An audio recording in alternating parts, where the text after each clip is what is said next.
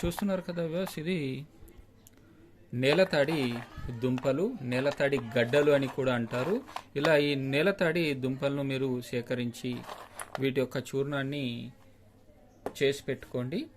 ఇక ఈ నేలతాడి చూర్ణంతో పాటుగా మీరు ఇలా 3 రోజులు ప్రొద్దున ఒకసారి సాయంత్రం ఒకసారి గోరువెచ్చని పాలను తీసుకొని ఇది చూస్తున్నారు కదా, ఇది కడి చక్కెరను ఒక 1 టీ స్పూన్ మోతాదు ఈ పాలలో వేసి ఈ నేలతాడి దుంపల చూర్ణం ఏదైతే ఉందో దీన్ని కూడా ఒక 1 టీ స్పూన్ మోతాదు ఇందులో వేసి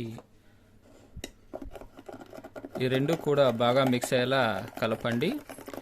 ఇలా తయారు చేసుకున్నటువంటి రోజు 2 సార్లు ప్రొద్దున ఒకసారి సాయంత్రం ఒకసారి ఒక 3 రోజులు త్రాగారంటే ఈ మలంలో రక్తం పడే వ్యాధి తగ్గిపోవడం జరుగుతుంది. ఈ వీడియో పూర్తిగా చూడడానికి కింద కామెంట్ బాక్స్లో లింక్ ఉంటుంది, ఓపెన్ చేసి యూట్యూబ్